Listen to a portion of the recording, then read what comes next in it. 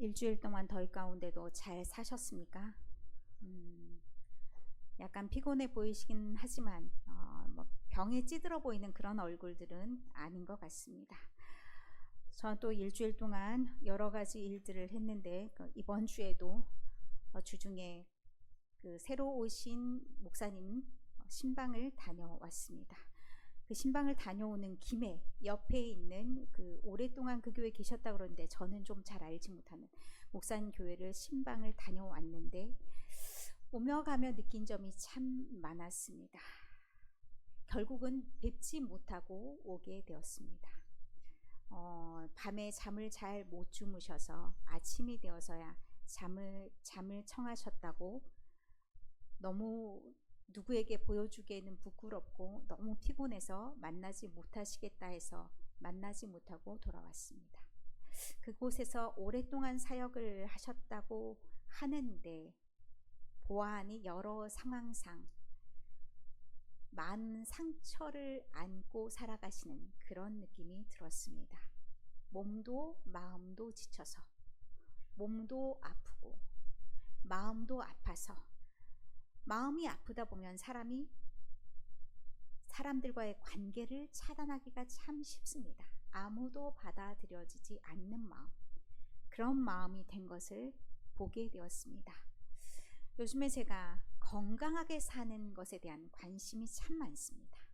왜냐하면 우리 교회가 연로하셔서 아프신 분들이 많고 또 요양원에 들어가셔 생활하시는 분들도 계속해서 나오다 보니까 건강하게 사는 법, 노년을 건강하게 즐기는 법, 이런 부분에 대한 관심이 무엇보다도 많습니다. 그러다 보니 오늘 지금 내가 할 수 있는 것에서부터 출발해야 되는데 그것을 어떻게 출발해야 될 것인지, 그러면서 성경 말씀을 찾고 또 찾은 것이 오늘의 본문입니다. 오늘 우리는 가장 중요하게 생각해야 될 것이 무엇일까? 나를 망치지 않기 위해서 나는 나를 무엇이라고 생각해야 되는 것인가? 나는 나에게 주어진 자유를 어떻게 이용하고 있는 건가? 나라는 존재는 도대체 어떤 존재이기에 나는 나를 사랑하고 소중하게 대하고 또한 내 옆에 있는 지체들 또한 그렇게 존귀 여기고 돌아보는 그런 마음을 가질 수 있을 것인가? 그것이 일주일 동안 저에게 숙제와도 같은, 어쩌면 요즘에 최애 관심사가, 누가 저에게 묻더라고요. 오래 사는 것이 좋지 않습니까? 아니 저는 그렇지 않다고 말했습니다. 제가 그러다 보니까 보험료가 늘어나더라고요. 사실 우리 권사님 병원에 갔다 오시면서 간병인 보험 얘기를 하셔서 저도 간병인 보험에 대해서 관심이 있어서 보험 얘기하려고 하는 거 아닙니다. 간병인 보험을 들었습니다. 그런데 그분께서 추가하는 항목을 얘기하면서 이러저러한 암 관련된 부분들을 얘기하다 나는 그런 데 관심이 없다. 오래 즐기게 사는 것이 목적이 아니라 건강하게 누군가에게 폐를 끼치지 않으면서 내가 내 삶을 감당하는 것이 나의 목표다. 이런 얘기를 했습니다. 저의 생각을 말하고자 하는 것이 아니라 여러분 모두도 건강하게 내 삶을 잘 갖고 나가는 것이 목표가 되어야 되지 않을까? 그러기 위해서 우리는 무엇을 알아야 될 것인가? 이것이 오늘 여러분에게 들려주고자 하는 주님의 말씀입니다. 오늘 고린도 교회가 당면한 문제가 나와 있습니다. 그 문제를 싹 빼고 오늘의 우리의 문제로 적용하고자 합니다. 고린도 교회가 당면한 문제는 여러분이 12절부터 20절 말씀을 읽을 때 군데군데 드러나 있습니다. 고린도 교회는 자유함이 넘치는 그런 교회여서 그것이 잘못된 방향으로 흘러갔습니다. 그 잘못된 방향, 항구도시라는 그런 접점과도 마주하고 있습니다. 원래 마도로스라고 하죠. 배를 타는 사람들을 그렇게 긍정적으로 생각하지 않습니다. 왜? 나쁜 말로 말하면 사방에 씨를 뿌리고 다닌다, 성적인 방종이 있다, 이렇게 보기도 하기 때문입니다. 왜냐하면 정착하는 삶이 아니다 보니까 그런 부분이 충분히 있을 수 있습니다. 거기다 돈이 많습니다. 생각도 자유합니다. 이 생각의 자유함이 잘못 출발됐다는 것도 보게 됩니다. 오늘 12절에서 14절의 말씀의 시작이 모든 것이 내게 가하나 라는 말로 시작합니다. 모든 것이 내게 가하다라는 것은 그래, 자유할 수 있어, 모든 것 다 가능하지, 그 말로 시작한다는 겁니다. 이 자유함이 어디서부터 생긴 겁니까? 그리스도인의 자유함은 율법에서부터 해방된 것에서 시작을 합니다. 우리는 율법을 잘 지켜서 구원받는 것이 아니다. 그렇기 때문에 구원은 우리 몸을 하나님께 쳐서 복종하는 것이 아니라 이미 구원을 받았어. 그리스도를 믿음으로 인해서 우리는 구원을 받았어. 그랬더니 잘못되게 생각하는 것이 우리 몸은 그럼 아무 상관이 없어. 이렇게 하면서 자유함을 넘어서 방종하게 되었다. 방종과 자유의 차이는 원칙이 무너진 겁니다. 아무것도 지킬 게 없고 하고 싶은 대로 다 하는 게 방종입니다. 그런 상태가 되었다. 그러면서 모든 것이 내게 가하다라는 말을 반복적으로 사용을 하고 있습니다. 그래서 마치 아무것도 안 해도 되는 것처럼, 내가 하고 싶은 대로 해도 되는 것처럼 그렇게 생각합니다. 이것이 그 고린도 교회의 문제일까요? 고린도 교회만의 문제일까요? 현대는 더 하지 않습니까? 현대에는 개인주의가 상당히 강합니다. 내 몸은 나의 것이야. 아무도 간섭할 수가 없어. 아이들도 조금 크면 그런 말 합니다. 나한테 간섭하지 마. 나 다 컸어. 이제는 내 마음대로 할 거야. 이렇게 말하지 않습니까? 어느 순간부터 우리는 자기 몸은 자기 마음대로, 내 생각대로, 내 마음대로가 익숙해져 있습니다. 그래서 아무도 날 건드리지 마, 이런 마음으로 마치 아무것도 지킬 것이 없는 것처럼 잘못하면 그렇게 행하기 쉽다는 겁니다. 이것은 엄밀하게 말해서 주님께서 주시는 자유가 아님을 말합니다. 그래서 13절 하반절에 보면 오직 주를 위하여 있으며, 무엇이 우리의 몸이 오직 주를 위하여 있으며 주는 몸을 위하여 계시느니라. 우리의 몸이 하는 행동을 하나님이 모르시지 않는다. 우리의 몸은 주님을 위한 것이고 주님의 것이다. 이것을 밝히고 있는 겁니다. 그 다음에 14절에 부연 설명을 더하고 있습니다. 하나님이 주를 다시 살리셨고 예수 그리스도를 다시 살려주셨고 죽으셨다가 다시 부활하신 이야기를 말하고 있습니다. 그리고 그의 권능으로 우리를 다시 살리시리라. 이것은 우리를 다시 부활케 하시겠다, 이 말씀을 하고 있는 겁니다. 그러면 우리가 잊지 말아야 될 내용이 있다는 겁니다. 우리의 몸이 내 것이 아니다. 우리의 몸은 주의 것이다. 그리고 주님은 우리를 다시 부활시킬 것이다. 이것을 생각해야 된다는 겁니다. 그러면 우리의 몸이 다시 부활한다는 얘기입니다. 우리의 몸이 부활한다는 것은 우리의 몸이 하나님의 것으로서 소중히 다뤄져야 됨을, 그리고 하나님의 것으로서 다루어져야 됨을 이야기하고 있습니다. 그리고 15절부터 19절의 말씀에는 우리의 정체성에 대해서 말합니다. 12절부터 14절은 어찌 보면 자유에 대한 얘기죠. 15절부터 19절의 말씀은 우리의 정체성의 문제를 다루고 있는데 15절, 16절, 19절에 너희는 알지 못하느냐라는 말이 반복되어 있습니다. 너희가 알지 못하는 것이 있다. 너희는 알고도 잘 모르는 것 같다. 배우긴 하였으나 배운 바가 없는 것처럼 보인다. 이 말을 3번이나 강조합니다. 그 배운 바 내용, 우리가 기억해야 되는 내용이 무엇인지 15절에 말씀합니다. 너희 몸이 그리스도의 지체다. 우리는 그리스도의 몸이어서 그리스도와 뗄래야 뗄 수 없는 지체라는 말씀입니다. 그리스도가 우리의 머리이시면 우리는 각각의 맡은 역할이 있는 지체입니다. 어떤 사람은 눈의 역할, 어떤 사람은 코의 역할, 어떤 사람은 입의 역할, 여러 가지 기능들이 다 있다는 말씀입니다. 손의 역할도 발의 역할도 다 각각 다 있다.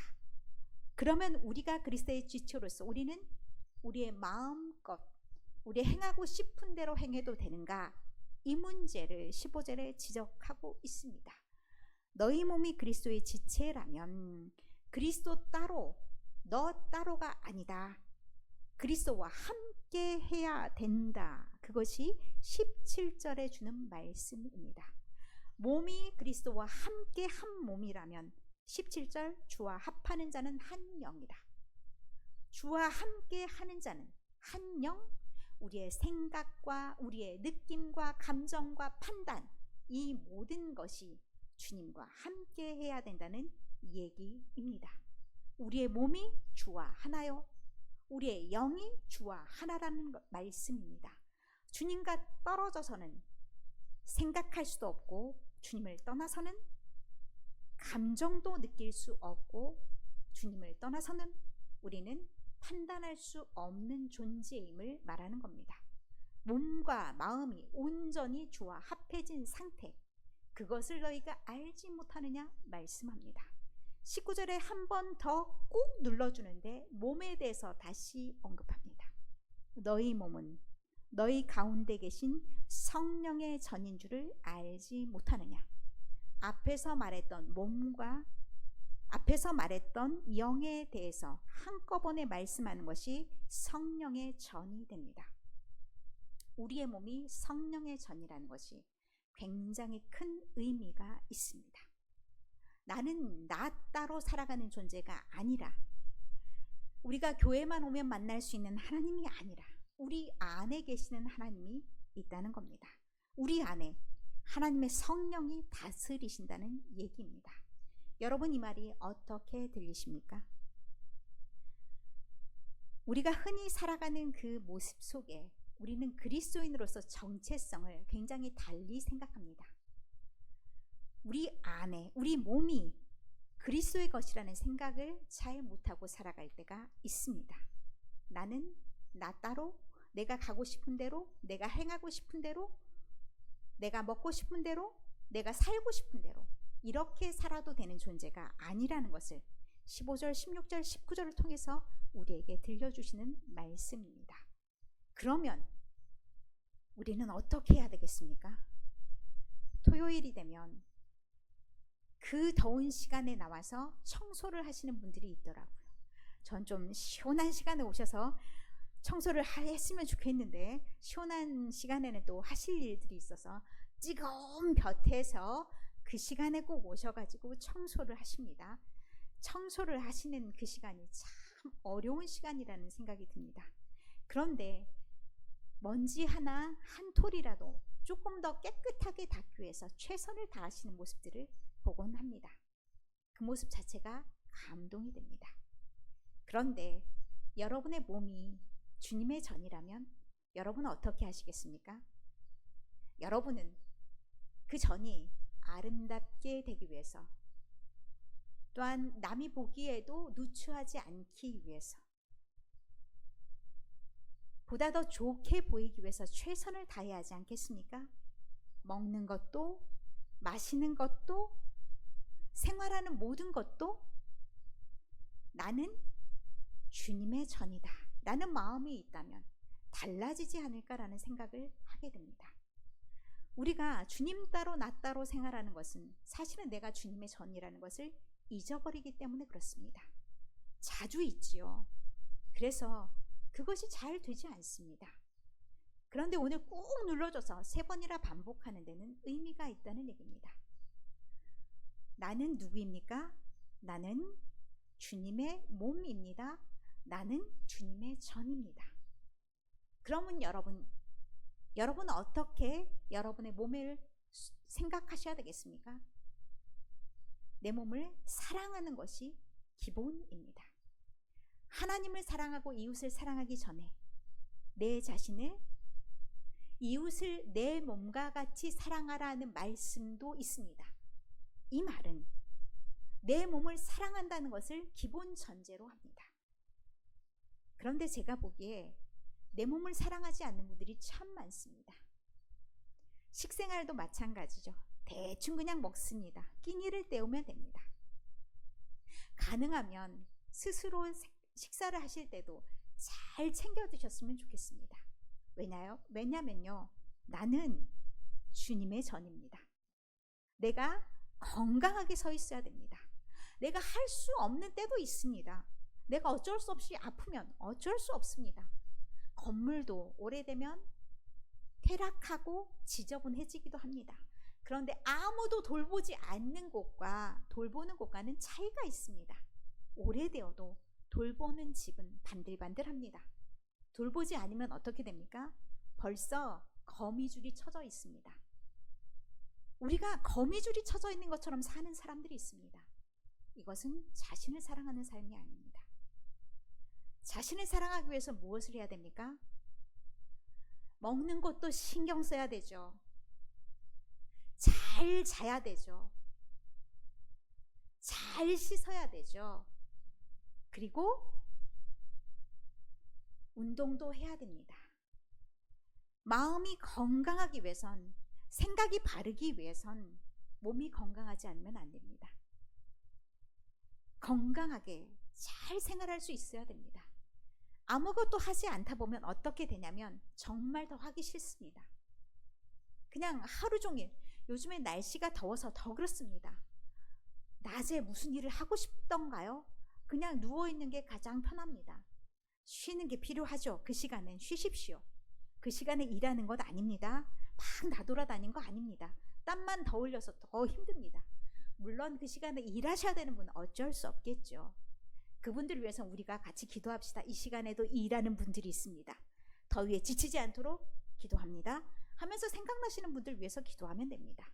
나머지 분들은 어떻게 해요? 쉬십시오. 그 시간에 쉬시고 몸을 좀 잘 돌아보십시오. 그리고 건강할 수 있도록, 건강을 유지할 수 있도록, 그 출발이 나 자신을 사랑하는 것이기도 하고 여러분의 자녀를 사랑하는 방법이기도 합니다.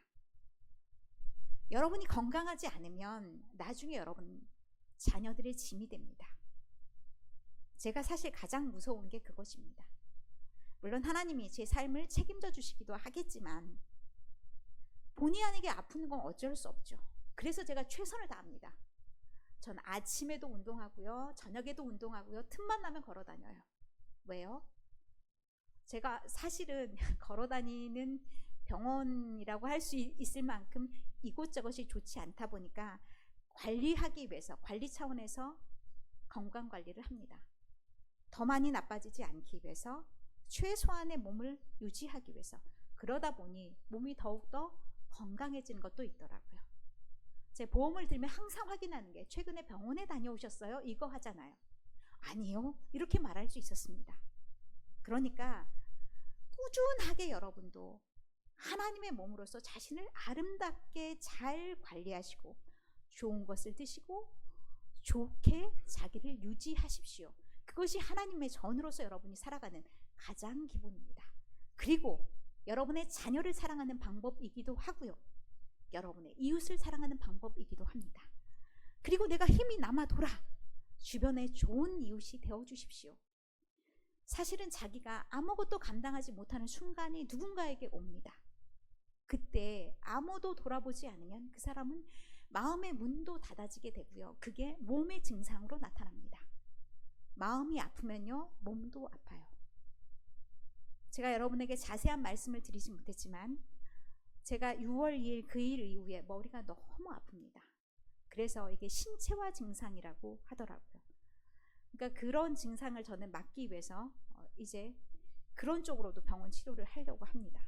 어쨌든 그렇게 몸과 마음이 건강하기 위해서 노력해야 됩니다. 여러분의 몸도 다스리시고 마음도 다스리시고 여러분의 주변에 있는 사람들도 잘 돌보는 것이 필요합니다.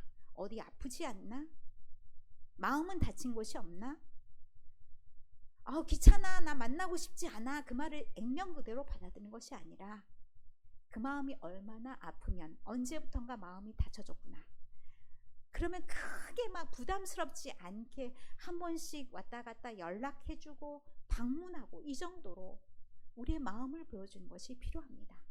이웃사랑이 아주 거창하지 않습니다. 관심부터 시작합니다. 그 사람의 몸을 살피는 것, 그 사람의 마음을 살피는 것, 이런 관심과 우리의 발걸음이 주의 사랑이 될 줄 믿습니다. 우리가 너무 무심하고 너무 관심이 없다 보면 우리의 주변도 다 싸그리 다 아픈 사람들 뿐입니다. 아픈 사람 옆에 있으면 나도 아파요. 그렇기 때문에 우리가 그런 전염자가 되는 것이 아니라 그들을 일으켜 세울 수 있는 사람들이었으면 좋겠습니다. 그렇게 살아가는 것이 거창한 것 같지만 하나님을 드러내며 살아가는 방법입니다. 마지막에 20절에 말씀합니다. 우리가 주의 것으로서 어떻게 살아가야 되는 것인지 20절의 말씀에 값으로 산 것이 되었으니 라고 말씀합니다. 값으로 산 것이 되었다. 우리는 주님께서 피를 흘려서 사신 것입니다. 그럼 여러분은 가장 비싼 물건입니다. 싸구려 물건이 아닙니다. 아무거나 먹어도 되고 아무거나 걸쳐도 되고 아무렇게나 살아도 되는 그런 존재가 아니라는 얘기입니다. 나는 그렇게 존귀하게 하나님께서 귀한 값을 치르시면서 산 그런 사람들입니다. 그렇다면 여러분 스스로를 그렇게 대하시고 값으로 사셨으니 우리가 그 고마움을 안다면, 그 감사함을 안다면, 그 은혜를 안다면 우리가 살아가는 것은 그분의 존재답게 살아가야 되는 겁니다. 하나님의 영광을 위하여 살라라는 말은, 하나님께 영광을 돌리라는 말은 하나님의 것으로 살아가는 얘기입니다. 하나님의 것으로 살아간다는 것은 우리를 통해서 하나님의 존재가 드러나야 된다는 겁니다. 우리를 통해서 하나님의 사랑을 알고 하나님의 관심을 알고 하나님이 어떤 분인지 알게 하라는 말씀입니다. 그렇다면 내 몸이 그리스도의 몸이라는 것, 그리스도의 성전이라는 것을 아는 순간 우리는 모든 것이 바뀔 수가 있습니다. 여전히 나 따로 그리스도 따로가 된다면 우리는 변화가 전혀 없을 수 있습니다.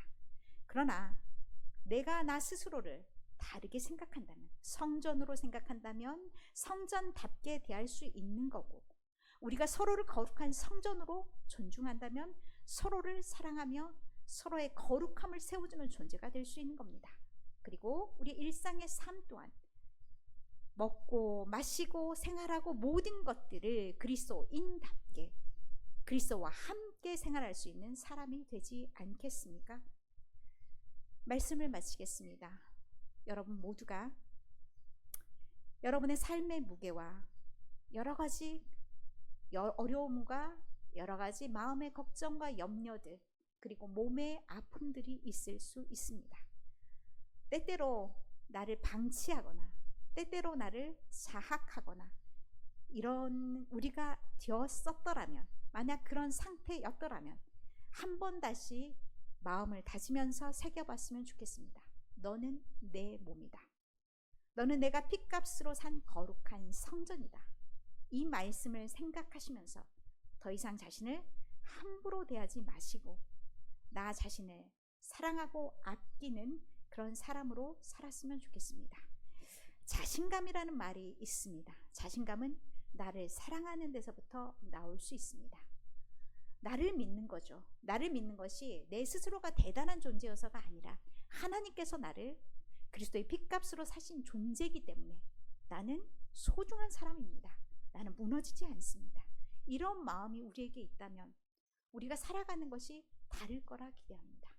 제가 한 학기 동안 새날학교에서 아이들의 국어 강사를 했습니다. 마지막 단어가 자신감과 좌절감이란 단어를 가르쳐야겠습니다. 어떤 한 친구가 얘기합니다. 저에게는 자신감이 10%, 좌절감이 90%인 것 같아요. 그러나 노력해 보려고요. 우리에게 좌절감이 살아오면서 더 많았을 수 있습니다. 그것은 그리스도인답지 않은 겁니다. 그리스도를 믿는다면, 하나님이 나를 어떻게 사신 존재라는 것을 알고 있다면 우리는 스스로를 좌절감에 내주지 않습니다. 좌절감이라는 것은 사탄이 우리를 깨워서 주는 마음입니다. 그렇다면 그 마음을 여러분이 가지고 있는 것은 그리스도의 마음이 아닙니다. 그리스도와 합한 상태가 아니라는 얘기입니다. 만약 그 말이 들릴 때마다 주 예수의 이름으로 명령하십시오. 사탄아 물러가라. 나는 그리스도의 몸이다. 나는 그리스도의 성전이다. 이 말씀을 생각하시면서 그리스도의 성전답게 그리스도와 함께 동행하며 내 마음대로가 아니라 그리스도인답게 그리스도의 영광을 위해서 자존감 있는, 자신감 있는 당당한 그리스도의 인으로서 살아가시면서 여러분의 삶이 그리스도를 알기 전과 그리스도를 안 이후의 삶으로